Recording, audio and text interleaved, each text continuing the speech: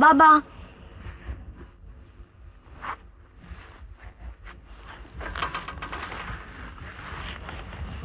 बाबा, आपके आंखों में आंसू? ये आंसू नहीं बेटे, ये जज्बात का वो सैलाब है जो तुम्हें देखते ही उमड़ आया।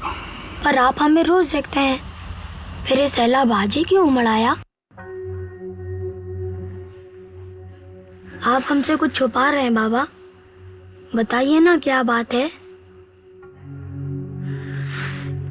बेटे, वक्त और हालात ने हमें उस मकाम पर पहुंचा दिया है कि न चाहते हुए भी हम तुम्हें वो बात बताने पर मजबूर हैं जो दरअसल तुम्हें 10 साल बाद बतानी चाहिए थी।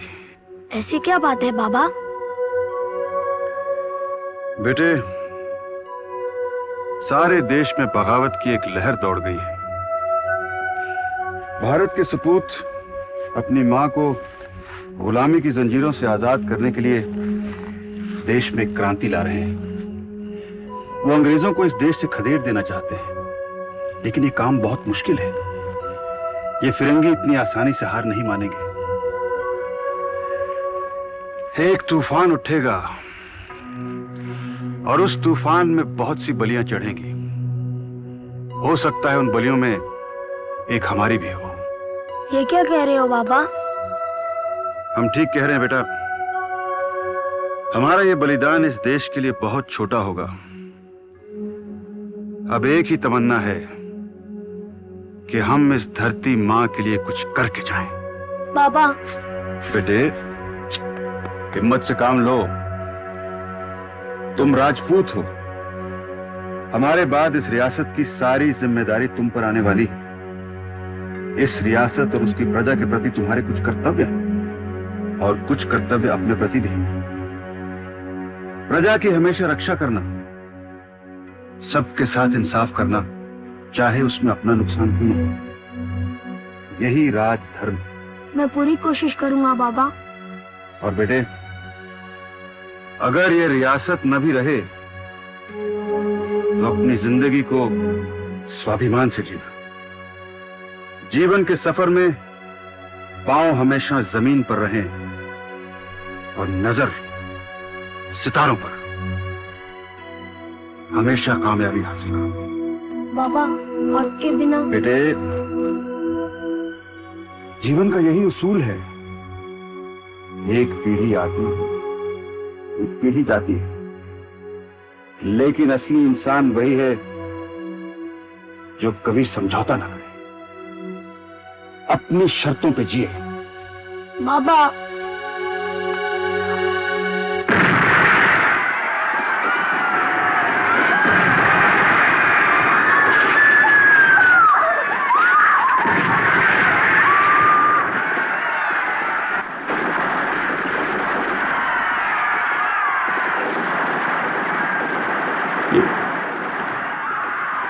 ये बमों के धमाके, ये हमारी प्रजा की चीखों पुकार, क्या ये हमारी रियासत के मिट जाने की निशानियां?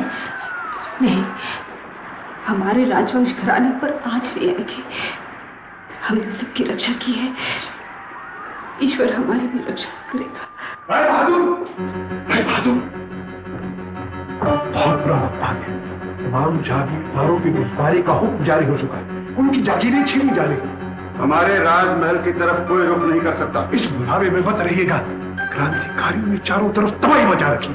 हुकूमत को मालूम हो चुका है कि हमने क्रांतिकारियों की मदद की है, उन्हें रुपया दिया, हथियार दिए। तो क्या वो हमें गिरफ्तार कर लेंगे, हमें फांसी पर चला देंगे? क्या कर लेंगे बोलो? राय बहादुर, जिद मत कीजिए। मौत हमारे सरों पर मंडरा रही है। जो कुछ जमा पूंजी आप लेकर अपने परिवार के साथ फौरन यहाँ से निकल जाइए, फौरन निकल जाइए।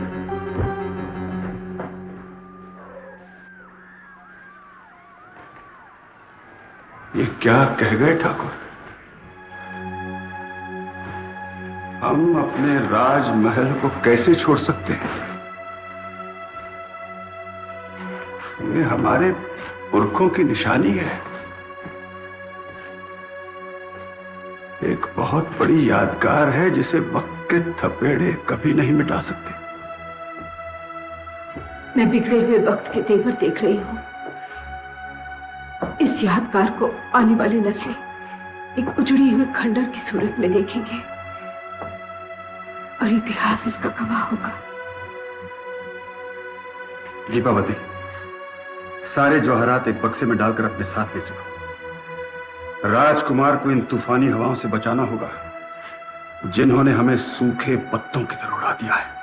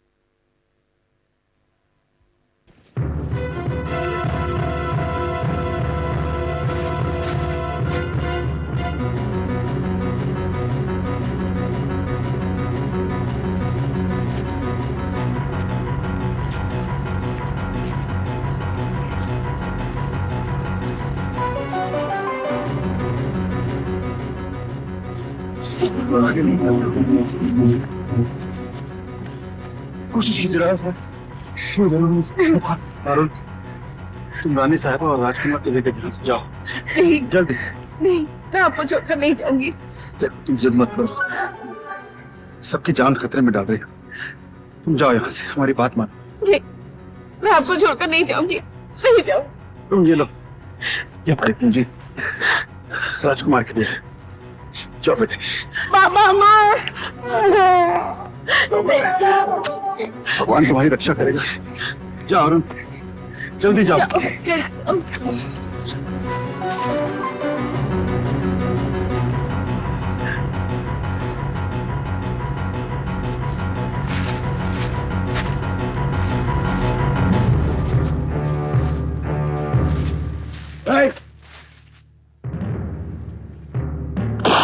मास्टर जी, मास्टर जी, बेटा, माँ,